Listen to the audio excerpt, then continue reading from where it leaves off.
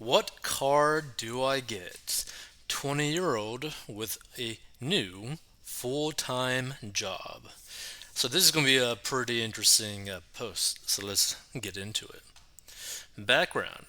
I just graduated college a year early. Props to you.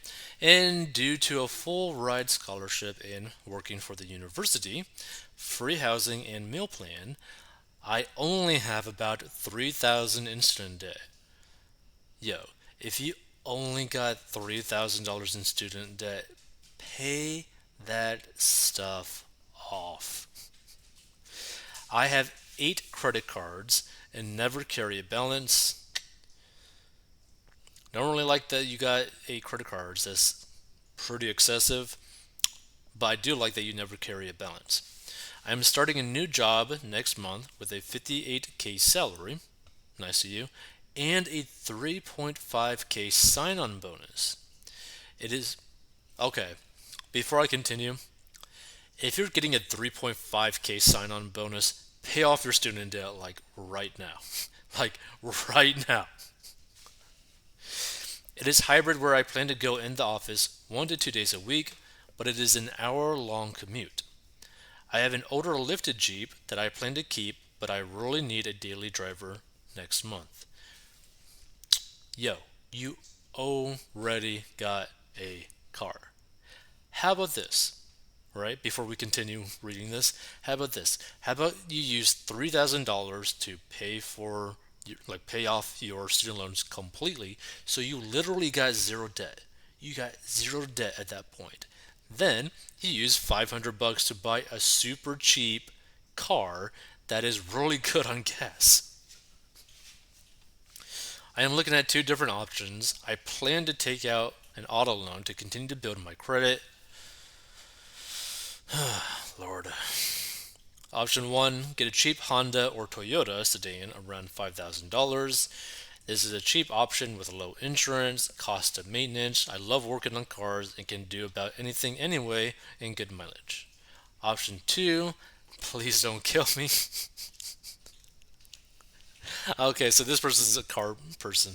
A $10,000 BMW 2008 335i. This will need premium fuel. Like, hey, guess what?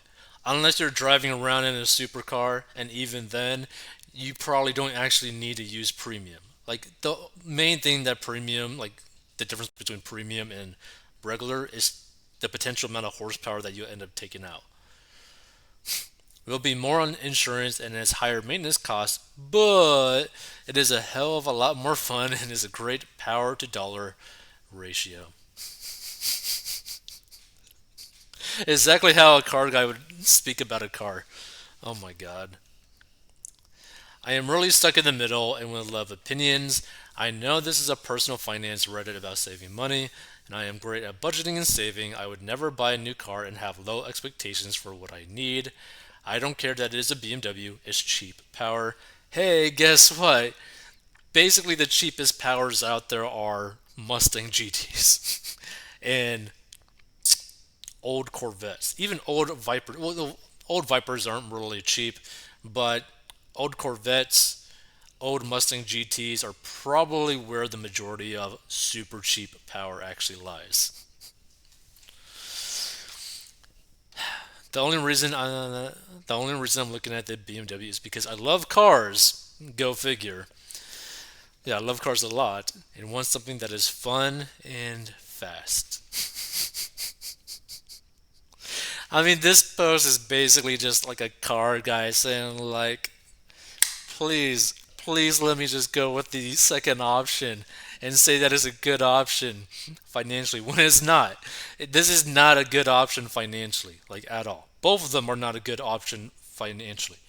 Like, here's the thing: what this person should do, if I was them, like if I was in this person's situation, I would use 3,000 out of the 3.5 to pay for the pay off the student loans, right? So that means I got $500 left over. Now they're saying that they want to keep their lifted Jeep, right? So where was it? Yeah, I have an older lifted Jeep that I plan to keep, but I really need a daily driver next month. Yeah, so here's the thing. How about with that lifted Jeep that you got, maybe you run some side gigs, some side hustles, maybe like take on like a side job for that next month to save up a good amount of money so that maybe you could buy a cheap fun car.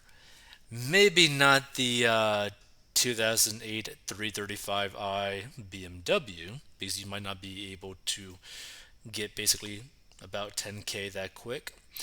But how about buy a super cheap Miata and then upgrade to the 2008 BMW 335i when you save up enough money?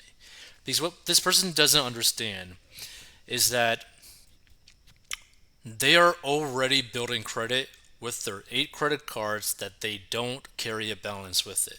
Like, as long as you're utilizing your credit card and paying it off, you're building credit.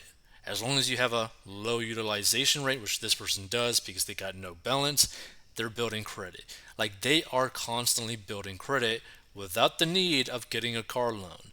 So, them thinking they're like, oh, I need a car loan to build up my credit, that's a fallacy. You're already building up your credit. You probably already got really good credit.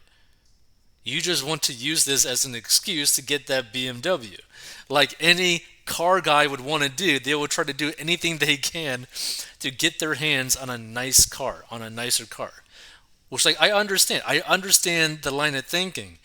But, bro, don't do this.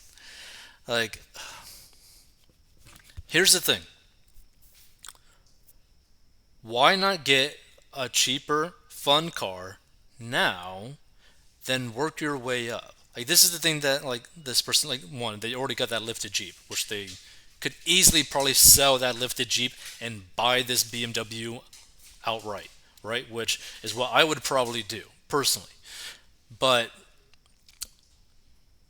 with that 500 bucks left over and maybe working like a side job for that next month, they could buy a super cheap fun car that they could just drive back and forth. And since they're like really good with cars, why not go down the like route of great power to weight ratio in the form of a Miata that you could literally buy them for beyond cheap. One, they're probably a lot better on gas than that BMW. Two, they'll probably actually be a lot more fun driving around from low speeds to higher because, like, it might be more fun driving the Miata from 0 to 60 than the BMW 0 to 60 because the Miata has less power, but it weighs far more less. Well, far less, I should just say. But yeah, car guys, car guys with their cars, like, don't put yourself in a bad financial position to do this. It's foolish. By the way, technically, you don't actually got a job yet, so like, really, like, really, like, come on.